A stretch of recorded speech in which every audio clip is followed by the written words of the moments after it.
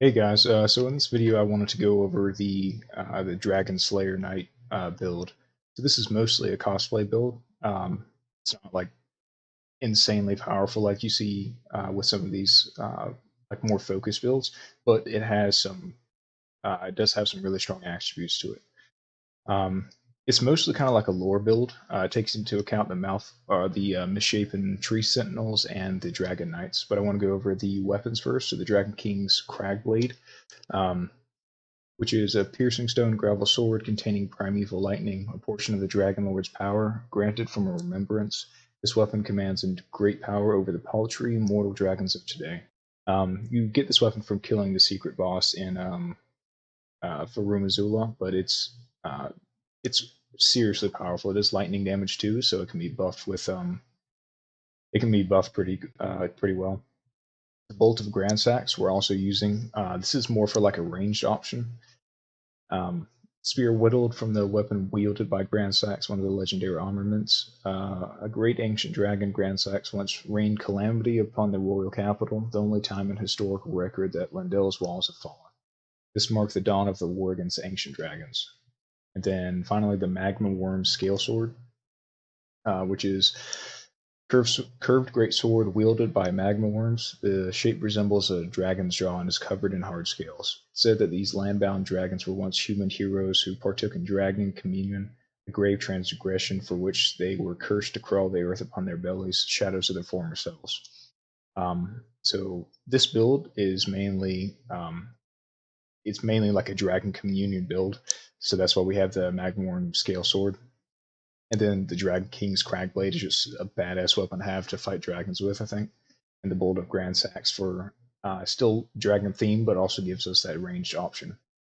For the Malform Dragon Helm, we're going to be using Malform Dragon Armor, and then we also have the Drake Knight Armor for some lore stuff. But with the helm, it says after the great ancient dragon Grandsax attacked, the sentinels had an epiphany. The only way to truly protect the Erd Tree was to become dragons themselves. Um, so all the tree sentinels, their allegiance is directly towards the Erd Tree. But after Grandsax attacked, it seems like they took on the red lightning magic that the ancient dragons commanded, and they carved weapons and shields out of their claws. So it's pretty badass.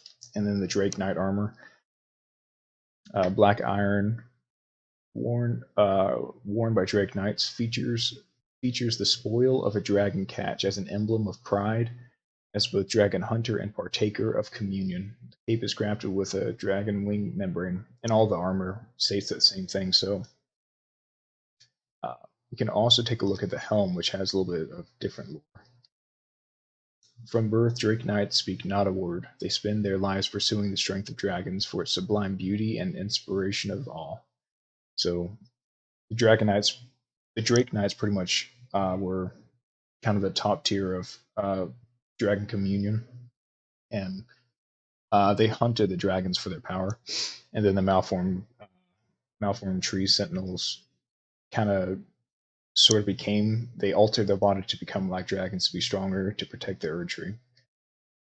And then we're also using the Dragon Communion Seal, of course, which boosts Dragon Communion incantations. The Lightning Scorpion Charm, because most of our damage is going to be coming from lightning attacks. Shard of Alexander, because our strongest attack is going to be our the Thundercloud form, which does crazy amount of damage, and it's increased by both these. Blocks Canvas Talisman for all of our incantations just to do more damage. And then I'm using the Great Jar's Arsenal just because I don't have enough endurance to be able to wield all this stuff at once. So I mean, for this is just kind of for the video, but if you wanted to just go with like one or two of these weapons and then just switch them out situationally, that would work just fine too. Um, Flask Wonders Physic, I just have the Lightning Shrouding Crack tier and then Opulent Bubble tier. Mainly because we're going to be taking hits because you don't have um, you're not invincible. You don't have iframes when you're in that thundercloud form, so you do take a hit every now and then. And then the uplifting aromatic, it also does the same thing as opulent bubble tier, gives us that nice shield and gives us some attack power as well. All right, so that's pretty much the lore of our armor and everything. Um, so I can go show you real quick how this kind of all works. I'm gonna go ahead and drink my physic. Go ahead and two-hand this, but the thundercloud form, one thing it also does is it does, yeah, it does crazy amount of damage. So toward towards dragons, it does increased damage. Um, yeah, 4,000 damage with that one. So towards dragons, it does increased damage. Ancient dragons, it does less so, but it still does increase damage. And then towards these lesser dragons, it just melts them. Look at that.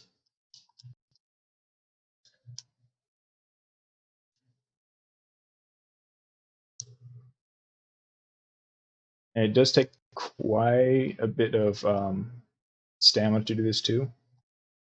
But I mean, it just completely melts these guys. And then for our spells, or I mean our incantations, we decided to go with the Dragon Communion theme. So we have Placidusax's Rune, which we can go to our incantation list to kind of see. Uh, These are the dying wails of the Dragon Lord who once dwelled eternally beyond time. So for like the DragonSlayer knight, this is the ultimate incantation: is murdering the Dragon Lord and stealing his power. We're also taking Theodorix's Magma. The name of the ancient troll warrior Theodorix lives on as a hero of the war against the giants. So Theodorix used to be a troll. He also was a user of Dragon Communion, and he helped the Golden Order to fight the giants. And then eventually the curse took over, and then he became a magma worm, which we eventually fight in the consecrated snowfields. Borealis' Mist. The ice dragons were once lords of the mountaintops long ago, until they were defeated by fire giants and chased from the peak. I think Exykes Decay, I think is how you say it, but Dragon Communion Revenger did not forget his hatred even as he succumbed to the Scarlet Rot. I think this is probably one of the most badass things to have. The one dragon who had a hatred for Dragon Communion practicers, you kill him and then use his power, pretty fucking savage. Dragon Maw and Dragon Claw, these are just, your normal spells. And then Grail's Roar. Grail is a mother of all dragons, dwarfing all who stood before her like a looming mountain. She was the mother of all of the like the New Age dragons, none of the ancient ones. So those are kind of all the important ones,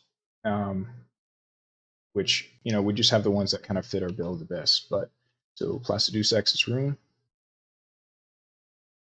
If you can get up close to a target, this does insane amounts of damage. Exykes Decay. Super strong. Definitely one of the strongest ones we have. Theodorix's Magma, which shoots kind of like a little, shoots one kind of far away, which is cool.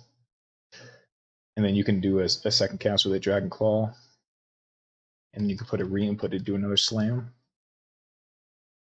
Dragon Maw.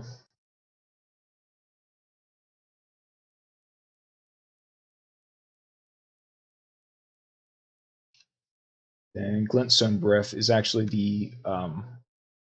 the most damaging dragon incantation. So you could use Borealis' Mist if you wanted to give you so that they take the extra damage from being frostbitten, and then you can use the Glintstone Breath to absolutely melt them. But I find that if you do Exykes Decay on them like right away, and then you can use Theodorix's Magma for some to kind of create a zone around them if you want, but Placidusax's Rune is good for getting damage off when they're not chasing you or anything. But this Thundercloud form does so much damage, and it also does really high poise damage that you can just absolutely melt bosses. Like you saw in those dragons, it was doing upwards of 4K. So yeah, that's the DragonSlayer build. Hope you all enjoyed. Shoot me a like if you enjoyed the video. Thanks.